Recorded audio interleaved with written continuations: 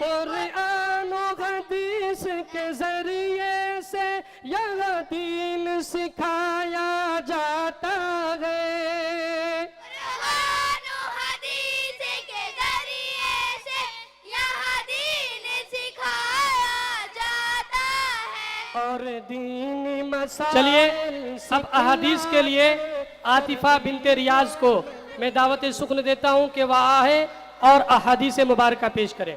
السلام علیکم۔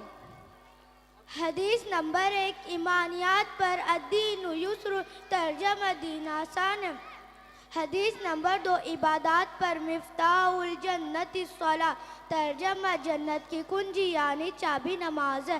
حدیث نمبر 3، معاشرات پر من انتہب نبہۃ فلیس منا، ترجمہ جو کسی دوسرے کی چیز چھین کر لے وہ ہم مسلمانوں میں سے نہیں۔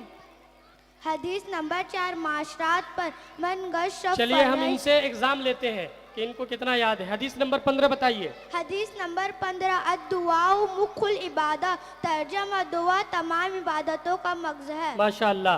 حدیث نمبر 6 بتائیے۔ حدیث نمبر 6، انما الاعمال بالنیات، ترجمہ تمام اعمال کا دارومدار نیتوں پر ہے۔ حدیث نمبر 9 بتائیے۔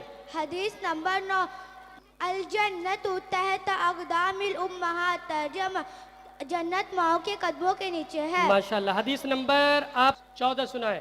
حدیث نمبر 14، نار اللہ الصالقہ، ترجمہ لعن اللہ السارق۔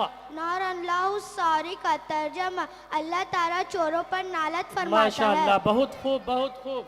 ابھی آپ نے سنا، دیکھا کہ احادیث مبارکہ کتنے کانفیڈنس کے ساتھ آپ کو سنایا۔ اللہ تبارک و تعالیٰ ان کے علم میں عمل میں برکت عطا فرمائے۔